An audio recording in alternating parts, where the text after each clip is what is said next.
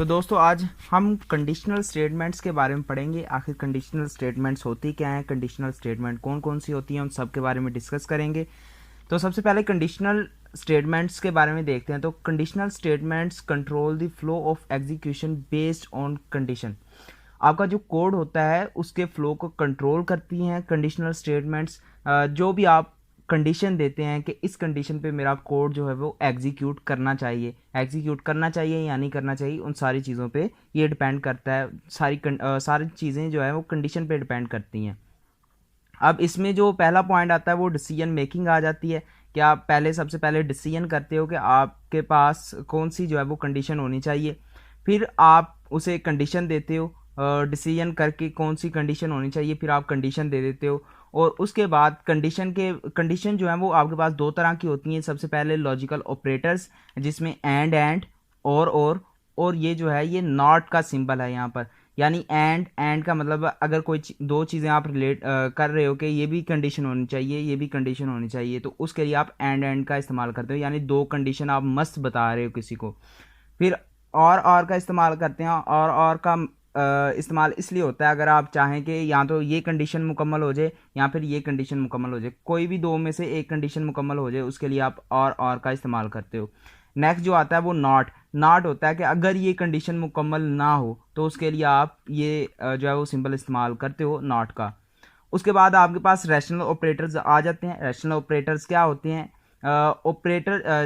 सबसे पहले इसमें इक्वल टू आ जाता है, फिर नॉट इक्वल आ जाता है, फिर लेस देन आ जाता है, फिर ग्रेटर देन आ जाता है, फिर greater than and equal than आ जाता है, फिर less than and equal than आ जाता है। तो ये आपके पास logical operators as a conditions और rational operator as a condition use होते हैं। इन पे मैं कोशिश करूँगा कि बाकायदा जो लॉजिकल ऑपरेटर और रैशनल ऑपरेटर पर एक सेपरेट वीडियो बनाऊँ। और मुझे ये भी उम्मीद है कि हम जब ये एक्सरसाइज मुकम्मल करते हैं तब तक आपको रैशनल ऑपरेटर्स की समझ आ जाएगी कि रैशनल ऑपरेटर्स हम कैसे इफ़ एल्स में या कोई भी हमारे पास जो कंडीशनल स्टेटमेंट है उसमें यूज़ करते हैं।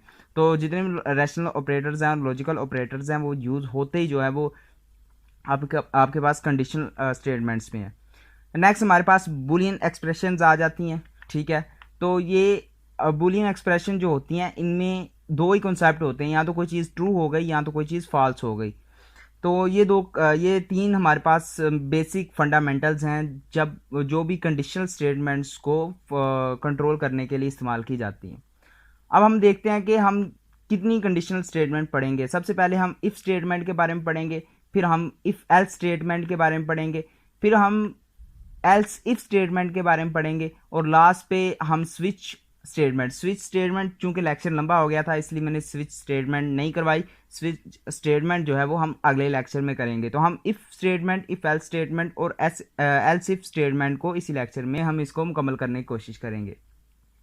इफ स्टेटमेंट की बात करते हैं तो executes a block of a code if this condition is true.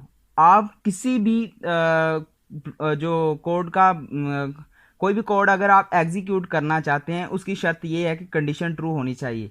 मैं आपको इसकी एक मिसाल देता हूँ। फ़र्ज़ करें कि आप सोच रहे हैं कि अगर मेरे पास पैसे होंगे तो ही मैं एक टेबल ख़रीद सकूंगा। यानी अगर आपके पास पैसे होंगे तो ही आप टेबल ख़रीद सकते हैं। तो ये कंडीशन है कि टेबल ख़रीदने के लिए आपको पैसों का होना लाजमी है। हम इसका कोड देख लेते हैं। इसका कोड किस तरह से होता है? इसका कोड कुछ इस तरह से होता है कि आप इफ़ लिखते हो, फिर उसके अंदर कंडीशन देते हो। अब कंडीशन जो है आपके सामने रैशनल ऑपरेटर्स लगेंगे कि अगर आपके पास जो वैल्यू है या फिर आपके पास जो पैसे हैं तो ही आप तभी टेबल ख़रीद सकते हो। तो इसका हम जो है वो कोड एक बार देख लेते हैं। तो मैं डेव C++ ओपन करता हूँ। आपके सामने वही जो कोड लिखा होता है, जो मेन हमारे पास स्ट्रक्चर बना हुआ है ये आपके सामने है। हम क्या करेंगे कि सबसे पहले कोई ना कोई वेरिएबल ले लेते हैं। फ़र्ज़ करें कि मेरे पास जो इंट अमाउंट थी, जो मेरे पास पैसे थे वो इक्वल थे 2000 के। आप 2000 लगा लें, 2000 के मेरे पैसे थे इक्वल। अब जो है मुझे जो खरीदने के लिए अमाउंट चाहिए, तो उसको हम ले लेते हैं अमाउंट, बाइंग अमाउंट मैं कह देता हूँ, अमाउंट रिक्वायर्ड कह देते हैं, amount required.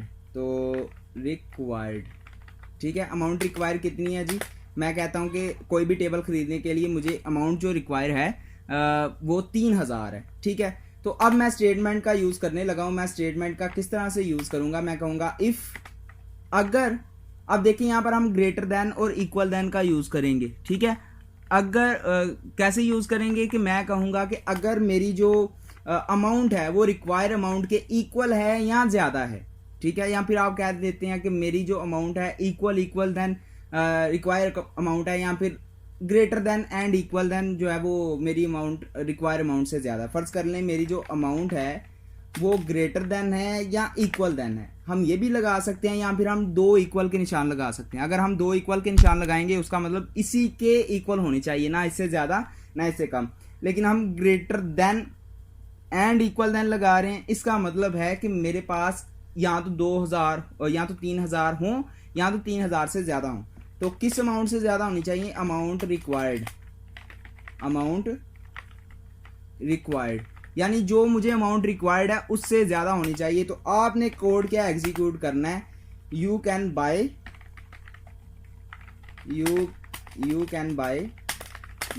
Bye our table, ठीक है। आप क्या कर सकते हैं, इस टेबल को खरीद सकते हैं। अब मैं क्या करूँगा कि मैं जो है इसे एग्जीक्यूट करूँगा। एग्जीक्यूट करने के लिए आप रन एंड कंपाइल पर जाएंगे, और जैसे ही आप इसे एग्जीक्यूट करेंगे तो आपके पास यहाँ पर सबसे पहले नेम पूछेगा, आपने इसका नेम बताना है। मैं कहता हूँ कि इफ़ एल्स स्टेटमेंट अभी हम कर रहे हैं, तो इफ़ स्टेटमेंट ही मैं करूँगा। तो अब ये क्या करेगा, ये कंपाइल करेगा। ले जी, कंपाइल हो चुका है आपके सामने। हमारे पास जो कोड है उसमें कुछ भी नहीं आया। क्यों कुछ भी नहीं आया, क्योंकि हमारी जो स्टेटमेंट है वो इसके साथ रिलेट ही नहीं हुई, या फिर वो कंडीशन मुकम्मल ही नहीं हुई। अगर कंडीशन मुकम्मल होती तो ही कुछ लिखा आता। फ़र्ज़ करें कि मैं कहता हूँ टेबल जो है वो कीमत कम हो के क्या हो गई है, वो 1500 हो गई है। फ़र्ज़ कर लें मेरे पास कीमत जो है इसकी 1500 हो गई है। तो अब जब मैं इसे एग्जीक्यूट करने की कोशिश करूंगा तो देखते हैं क्या आता है। अब रिक्वायर अमाउंट देख लें कम हो गई है, और मेरे पास जो मौजूद अमाउंट है वो ज़्यादा हो गई है। तो अब मैं देखूंगा कि मेरे पास जो कोड है वो रन होता है कि नहीं, और अगर कंडीशन मेरी प्रूव होती है तो मेरे पास क्या आंसर आएगा। तो देखिए यहाँ पर आया यू कैन बाय टेबल। तो अब यहाँ पर आ गया कि मैं टेबल खरीद सकता हूँ, क्योंकि कंडीशन क्या हो गई है, ट्रू हो गई है। कंडीशन जो हमें चाहिए थी वो कंडीशन हमारे पास मुकम्मल हो गई है, इसलिए हम कह सकते हैं कि अब आप टेबल खरीद सकते हैं। तो अब मैं क्या करता हूं कि अब मैं चलता हूं अपनी स्लाइड पर, और नेक्स्ट देखते हैं कि हमारे पास जो अभी आपको उम्मीद है इफ स्टेटमेंट की तो समझ आ गई होगी कि आपने सिर्फ कंडीशन देनी है और आपको पता चल जाएगा अगर कंडीशन प्रूव है तो इसका मतलब आपका कोड रन हो जाएगा। नेक्स्ट हमारी जो स्टेटमेंट है, हमारी जो कंडीशनल स्टेटमेंट है वो है इफ एल्स, ठीक है। इफ एल्स अगर कोई काम, ये एक ऐसा आप कह सकते हैं स्टेटमेंट है जिसमें दो हम कीवर्ड्स का यूज करते हैं, एक इफ का एक एल्स का। इफ में हम कंडीशन बताते हैं कि अगर ये कंडीशन ट्रू होती है तो ठीक है, आपने जो है वो कोड को एग्जीक्यूट कर देना है, नहीं तो आपके पास दूसरी भी कोई ना कोई चांसेस होते हैं, या फिर कोई और उसके अलावा कोई कोड होता है जो आपको एग्जीक्यूट करना पड़ता है। तो मैं इसकी कुछ इस तरह से मिसाल देना चाहूँगा। फ़र्ज़ करें कि अगर आप जल्दी उठ जाते हैं तो जल्दी उठेंगे तो आप स्कूल जाएंगे, ठीक है। और अगर आप जल्दी नहीं उठते तो आप क्या करेंगे, आप घर पर ही रहेंगे। तो ये होता है कि अगर आप स्कूल जल्दी उठ जाएंगे तो स्कूल चले जाएंगे, अगर नहीं उठ सके तो क्या हुआ कि आप घर पर ही रहे। यानी इस पर ट्रू एंड फॉल्स का एक तरीका आ रहा है। अगर आप आ रहा है एक कॉन्सेप्ट ट्रू एंड फॉल्स का। ट्रू ये होगा कि अगर आप उठ जाएं, और अगर आप नहीं उठ सके तो फॉल्स हो जाएगा और आप कहाँ पर रहेंगे, घर पर ही रहेंगे। इसका जल्दी से कोड देख लेते हैं। इसका कोड कुछ इस तरह से है कि अगर आप कहते हैं कि इफ़ कंडीशन इज़ ट्रू तो आपने कोड एग्जीक्यूट कर देना है, अगर नहीं तो आपने जो रिमेनिंग कोड है वो लिख देना है। फ़र्ज़ करें कि मेरे पास ये मैंने अपना जो है वो डेव C++ ओपन कर लिया। तो अगर मैं कहता हूँ कि मेरे पास जो अमाउंट है ठीक है, अगर नहीं है तो मैं एल्स का भी यूज़ कर सकता हूँ। मैं आपको ट्रू एंड फॉल्स भी कंडीशन करके दिखाता हूँ। तो मैं क्या कहूँगा कि एल्स आपने क्या करना है, आपने सी आउट करवा देना है, you can't by the table. आप इस टेबल को खरीद नहीं सकते।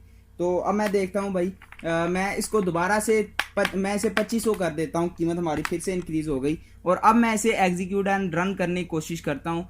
अगर मेरी पहली कंडीशन जो है वो ट्रू नहीं होती, अगर मेरी कंडीशन इक्वल नहीं आती मेरे पास जो अमाउंट है, तो वो कोड छोड़कर अगले सीक्वेंस पे चला जाएगा, अगले कोड पे चला जाएगा और अगला कोड मेरा रन हो जाएगा। जैसे कि अभी मेरा कोड जो है वो आगे वाला रन हो गया है। यहाँ पर आपको नजर आ रहा है कि you can't by the table, आप टेबल को बाय नहीं कर सकते। क्यों? क्योंकि आपके पास तो अमाउंट ही नहीं है, तो आप टेबल कैसे बाय करेंगे। एक और मैं जल्दी जल्दी से एग्जांपल करवा देता हूँ, ट्रू एंड फॉल्स वाली।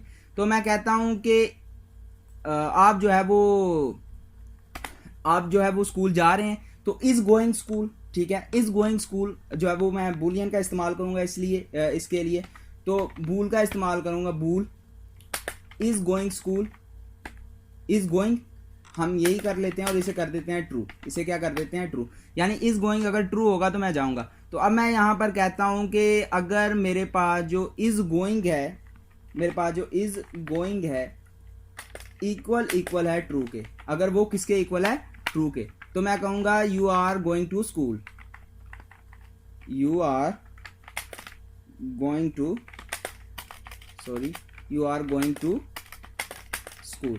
अगर मेरे पास जो इज गोइंग है, चूंकि बूलियन है तो बूलियन में दो ही वैल्यूज हो सकती हैं, या फिर ट्रू या फिर फॉल्स, तो मेरे पास ये ट्रू हो जाएगी। अगर इज गोइंग जो है वो ट्रू हो जाएगी तो इसका मतलब है कि मैं स्कूल जा रहा हूं। तो अगर ये फॉल्स हो जाती तो फिर भी हम देखेंगे। तो अब मैं F9 भी प्रेस कर सकते हैं, आप यहाँ से एग्जीक्यूट एंड रन पर भी क्लिक कर सकते हैं। जैसे ही एग्जीक्यूट एंड रन पर क्लिक करूंगा, चूंकि मेरी कंडीशन जो है वो ट्रू हो चुकी है, तो कोड जहां पर कंडीशन मुकम्मल हो जाएगी वहां पर ही रुक जाएगा। तो यहाँ पर क्या आएगा, you are going to school. तो देखें जी, मैं आपको थोड़ा बड़ा करके दिखा देता हूं। तो यहाँ पर लिखा हुआ है you are going to school, क्योंकि कंडीशन ट्रू हो गई। बूलियन का भी इस्तेमाल करके देख लिया हमने, वैसे नंबर रैशनल ऑपरेटर्स का भी इस्तेमाल करके देख लिया।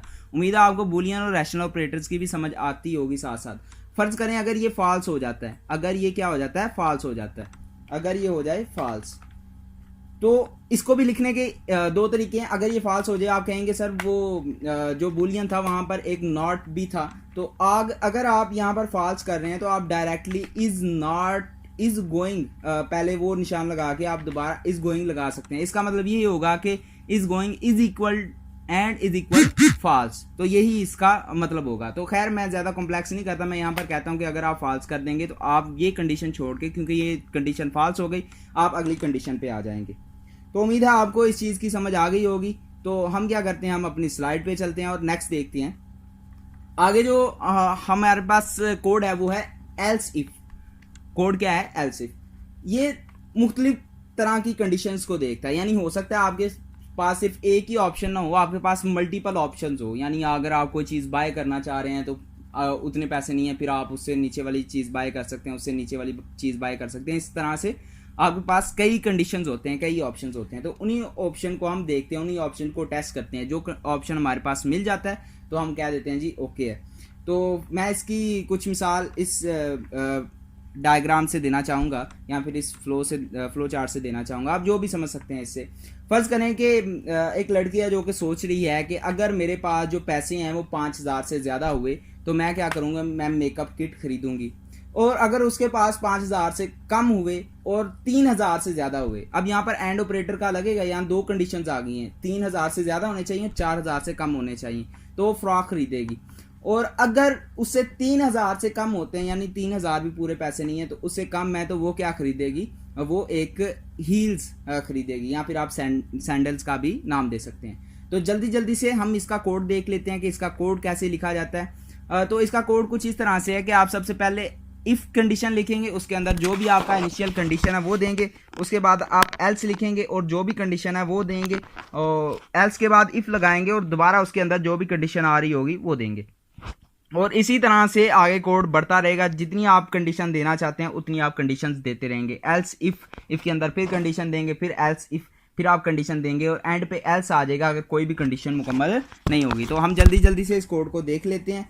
तो मैं क्या करता हूँ कि मैं अपने डेव C++ पे जाता हूँ। तो ये मेरे पास डेव C++ आ गया, और मैं क्या करता हूँ कि यहाँ पर मैं एक अमाउंट लिख लेता हूँ। फ़र्ज़ करें आपके पास जो अमाउंट है, आप जो है सी इन भी कर सकते हैं अमाउंट। तो फ़र्ज़ करें मेरी जो अमाउंट है वो मेरे पास अभी जो है वो फ़र्ज़ कर लें 3500 है, ठीक है। मेरे पास जो अभी अमाउंट है 3500 है। तो मैं क्या करता हूँ, मैं कहता हूँ इफ़,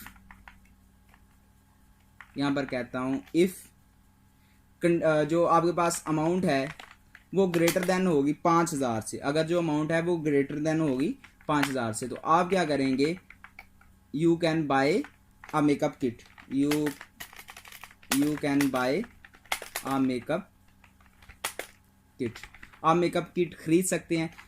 एल्स और आगे फिर लगाना है इफ, एल्स के आगे क्या लगाना है, इफ अगर आपकी अमाउंट 3000 से ज्यादा हो और 5000 से कम हो, 3000 से ज्यादा हो और 5000 से कम हो। अब इसके अंदर एंड ऑपरेटर्स आ रहे हैं, यानी हम क्या कहेंगे कि रैशनल ऑपरेटर का भी इस्तेमाल करेंगे और बुलियन ऑपरेटर्स का भी इस्तेमाल करेंगे। वो कैसे करेंगे, अगर हमारे पास जो अमाउंट है वो ग्रेटर देन हो 3000 यानी 3000 से ज्यादा हो, और एंड और कंडीशन भी साथ लगाई है, अमाउंट जो है वो लेस देन 5000 हो, लेस देन 5000 हो, तो आप क्या कहेंगे कि आप जो है वो एक फ्रॉक बाय कर सकते हैं, you can buy a frock buy कर सकते हैं। या फिर आप कहेंगे एल्स इफ अगर जो अमाउंट है वो लेस देन है 3000 से, अगर वो लेस देन है 3000 से, तो आप कहेंगे सी आउट यू कैन